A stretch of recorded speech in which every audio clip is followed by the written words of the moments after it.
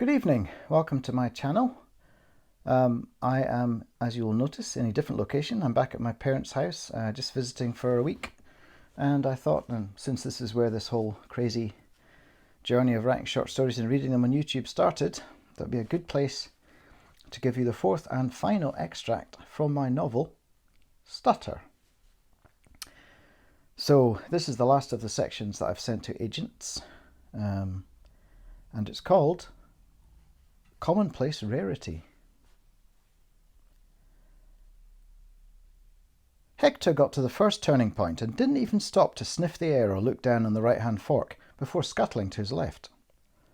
The tiny electrodes implanted into his fur were sending out electrical impulse information from various parts of his mouse brain as he made each decision in the large table-filling maze. Kurt was able to see these impulses tabulated and also schematically mapped to a cross-section of mouse brain on his laptop. Hector's hippocampus flared wildly each time he came to a turning in the maze. He made far fewer mistakes than most of the other mice. It was a pattern that usually identified an animal with an especially effective memory. Of the other experimental subjects, Jeremiah was the quickest through the labyrinth, mostly because he was speedier and didn't waste time when he hit a dead end. He simply turned tail and tried another way. Brutus was the most systematic, trying each route only once and usually remembering when he'd been down a dead end before. In both Jeremiah and Brutus's case, the predictable bits of brain fired, particularly the prefrontal lobe, as might be expected from animals making decisions. Hector was different. Hector's brain pattern was exactly that of a mouse remembering its way through a maze it had encountered many times and memorized. There was only one problem with this analysis. No matter how many times Kurt changed the layout, Hector acted the same way, racing through it with scarcely a stop to consider unfruitful avenues, finding the optimum way to the piece of cheese at the end of the maze, as if he'd done this 1,000 times. Kurt sighed. His data made no sense at all. He'd have to rethink the experimental parameters and his assumptions. After 4 long years, a lot rode on this data. A PhD he'd largely funded on parental handouts, his sense of self-worth, continuing tenure at the university. There was one possibility that flickered briefly into Kurt's mind, but he abandoned it as exactly the sort of craziness that would get him banded a conspiracy theorist. As if anyone would have paid attention to an undergraduate paper he'd published in a less than august journal when he was 21. What was the publication's name again? Frontiers in the Physics of Consciousness. Long defunct, Kurt suspected, consigned to the vacuum of academic history.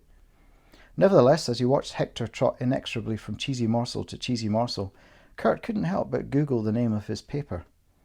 Towards a Multiverse Interpretation of Consciousness by Kurt Svensson and Cornelius Templeton. There was a name to remember. What had become of Corny Tempers, the gangly freak? Oh, that was odd. The journal was online, but the paper seemingly wasn't. Kurt navigated the irritatingly obtuse academic site to find the right issue of Frontiers, Volume 17, August 2009.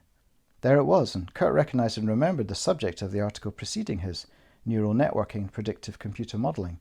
However, scrolling down the list of contents, Kurt's offering appeared to have vanished. The neural networking paper was there, on page 79 of the paper journal, but the following article, Fruit Fly Consciousness Explained, with helpful diagrams, listed as page 91. Kurt's short theory paper should have run from pages 85 to 90, but it was absent. Kurt felt deflated, but not too surprised. Their paper had been full of wild speculation, complex higher-dimensional maths, and a dash of science fiction. Perhaps the journal had redacted it when the time came to upload their archive due to complaints or errors. Kurt noticed that the issue he'd once been featured in was the journal's third last. A note indicated that it had subsequently merged with a much more popular Consciousness magazine, published out of Cambridge. Kurt supposed he could call their editorial board. It wasn't worth it. Kurt wished he'd never gone Googling for his own past achievements. It was rarely a salutary experience. In any case, Kurt's mum had a hard copy at home, somewhere in their Stockholm attic, if he felt nostalgic in future. Kurt picked up Hector after he'd polished off his crumbly fragments of cheddar, putting him gently back in his Perspex box. He crouched down to Hector's eye level, looking at his tiny nemesis, as if it could somehow intuit what the rodent was thinking. How was Hector beating the maze with such insouciant ease? Maybe Douglas Adams was right, Kurt thought gloomily. Maybe they really are experimenting on us, rather than the other way around. Luisa unlocked the rear meeting room at the manor, opening wide the French windows to let some air into the room, which as ever smelt musty and damp. She began to set out the chairs in the circular formation she felt was the most conducive. The old grandfather clock that still stood between the empty bookcases at the end of the room gently chimed 3:45 p.m. 15 minutes. That ought to be enough time. She took some of the books from her backpack and spread them out on the empty shelves. This she'd been encouraged to do by her mentor, Dr. Adam Catrick, who told her that there's nothing more joyless or counterproductive than empty shelves. Given the size of these shelves, the end effect was more like an esoteric bookshop than a library, but at least some of the space was filled. Luisa, who struggled day to day with internal fountains of anxiety, found the process of setting up the room hugely comforting. Laying out the books was rather like a church minister placing hymnals on the pews, although Luisa wasn't at all religious.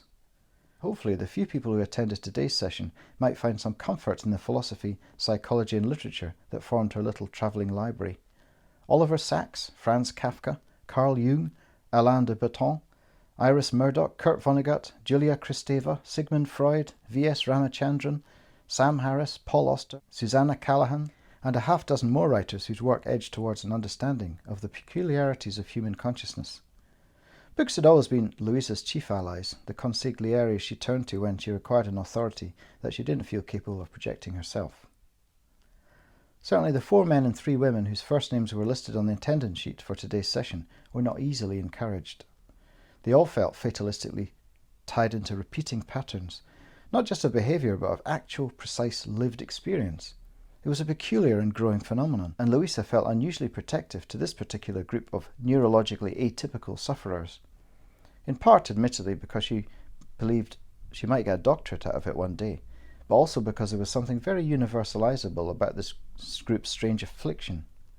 After all, didn't everyone experience the painful recognition that he or she was falling into the same unhelpful patterns of behaviour and experience, time and time again? Wasn't it something deeply ingrained into the human psyche? We seek the repetition of comforts previously known, and make the same mistakes in the often futile quest for it. These and other thoughts less worthy of follow-up occupied Luisa as she finished preparing the room, including filling the kettle and laying out the side table with plates of biscuits. The sunlight burnishing the tired old floorboards led her eyes out into the garden and the leafy surroundings of Ealing Common, with its dog walkers, passing traffic, grand houses, an air of fading grandeur.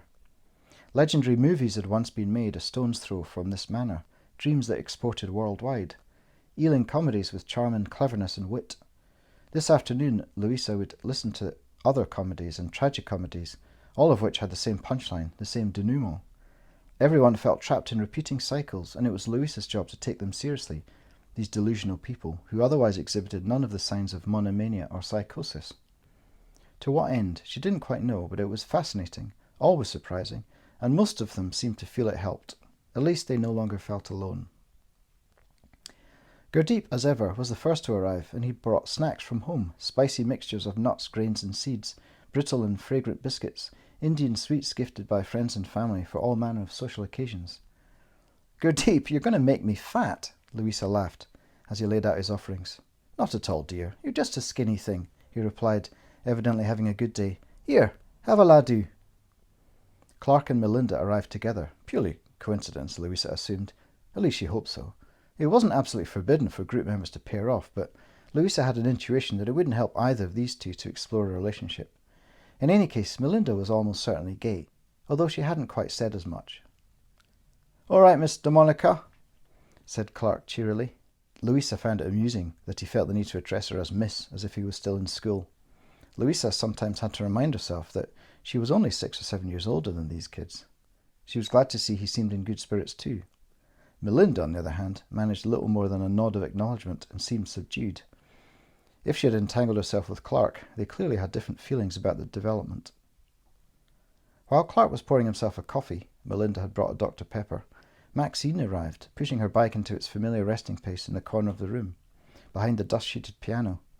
She looked stressed out, but smiled and waved a terse hello to everyone.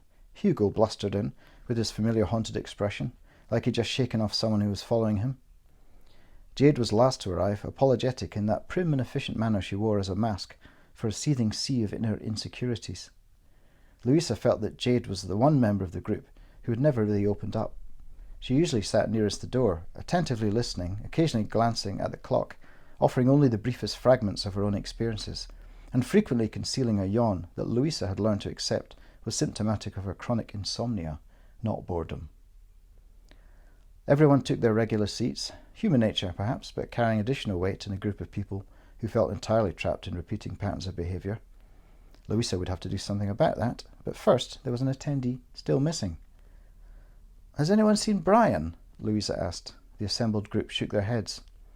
"I thought I saw him outside last time," said Hugo, "but then he never came in, so I may have been mistaken."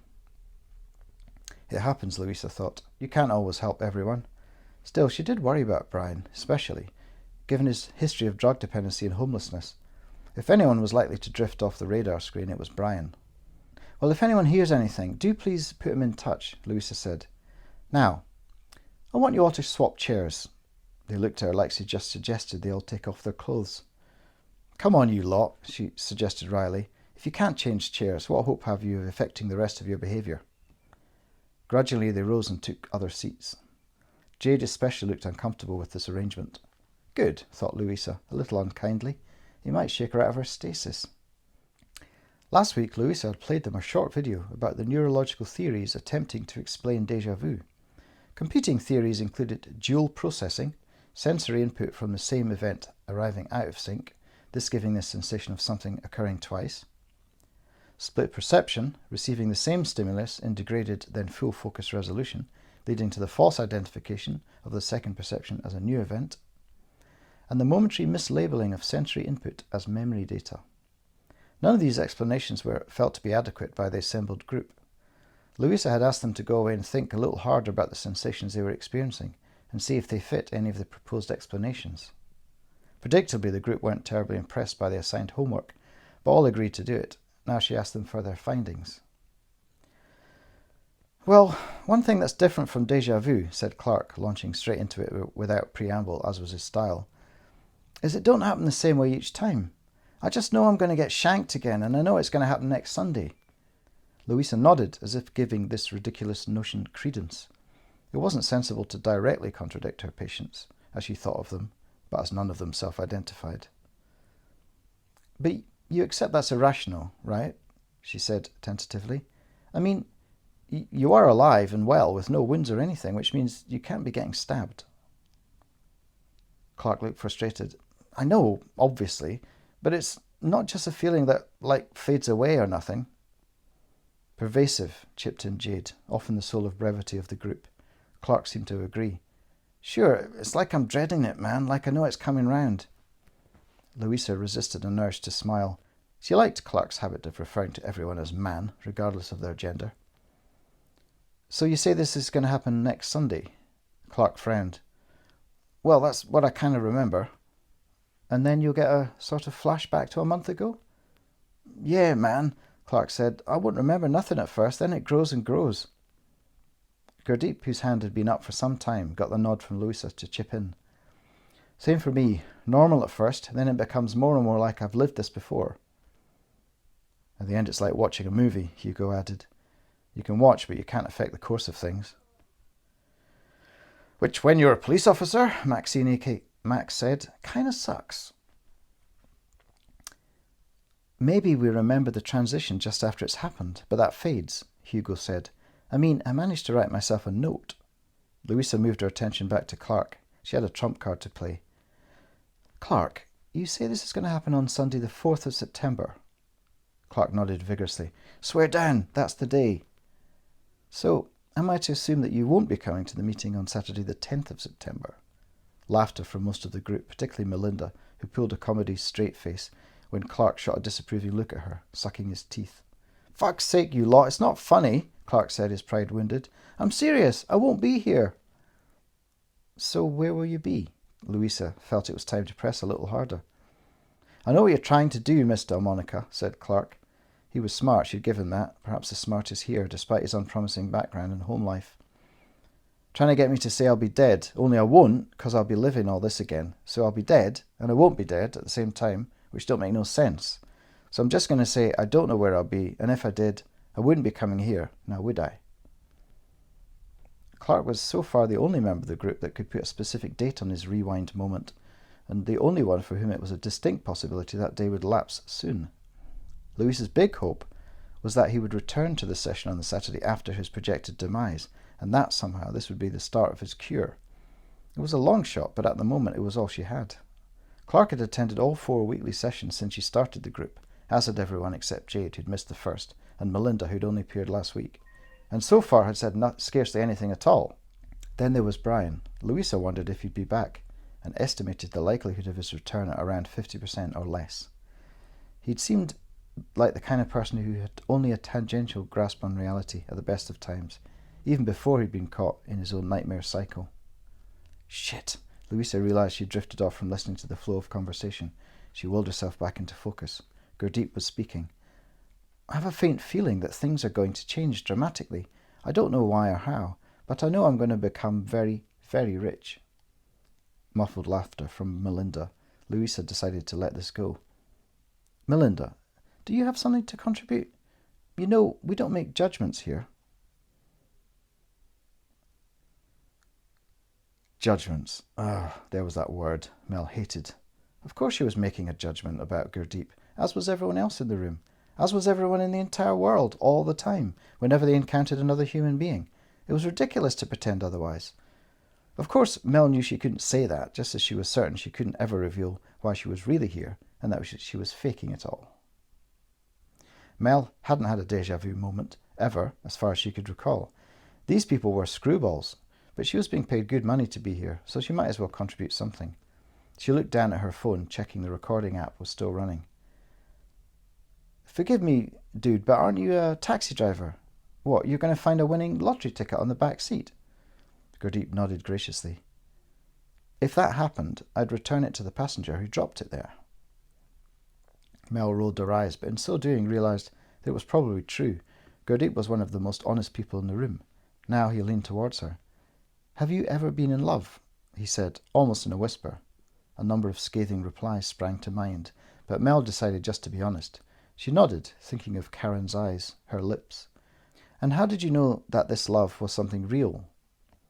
Mel thought about it now, having never really questioned the truth of her feelings before. Well, I don't for sure, like in the science sense. I just have this feeling, this really strong feeling, that it's right. And there you go, said Gardeep, nodding a little smugly. I also know I will become rich, and no, I have no evidence for it. I know because it has already happened. Mel frowned, becoming irritated. What, you remember something that's not yet happened, and as far as we know, ain't gonna happen neither? I have a memory of it, said Gardeep, with the utter confidence of the faithful. Mel hoped her smartphone was picking up this discussion. Her client would find all this very interesting, no doubt. Hugo stayed behind to help put the chairs away. He'd said almost nothing throughout the session and seemed a little subdued. Luisa decided to broach the subject obliquely. Everyone's booking winter getaways. Are you going anywhere with the family? At first she thought that Hugo hadn't heard her, as he showed little or no sign of it. Then he cleared his throat and took a deep breath. We always plan a trip. This run around, it was going to be the Maldives. Thomas is really getting into water sports, and Jenny's all about sea life, so we thought we'd take them snorkeling and boat trips, things like that. His voice sounded wistful, like he was recounting some fading dream. You don't sound much like you're looking forward to it, she ventured. I don't like making plans I have no intention of keeping. It feels dishonest. This was such a massive topic to have opened up that Luisa considered suggesting a drink at Crispin's, a nearby wine bar, but that would be inappropriate. If it's out of your control, is it really dishonest? She offered. Wouldn't it be cruel to tell your wife the truth, as you see it? Hugo laughed. I'm glad you added that last bit. The truth is, I don't know whether we'd make it to the holiday, even if the big reset wasn't coming round. Every time it happens, I hope that we'll be in a better place and that I might be set free, but it doesn't happen. Luisa dumped the last chair on top of the tower of chairs in the corner of the room. You think that fixing your marriage will get you out of your loop? Hugo sighed, putting on his jacket. I really don't know. There's got to be some logic to it, hasn't there? Something caused it to start, so there's got to be something that can make it stop. Anyhow, I live in hope. See you next week. Hugo gave a typically laconic wave and departed. the door catching the wind and slamming shut behind him, an effect Luisa was sure he hadn't intended. "Goodbye, Hugo." It was only after he'd left that Luisa remembered something she'd meant to confront him with. He'd said something about writing himself a note. If that were true, wouldn't it prove to Hugo that his feeling of looping couldn't possibly be real time travel? She must remember to bring this up in the next session.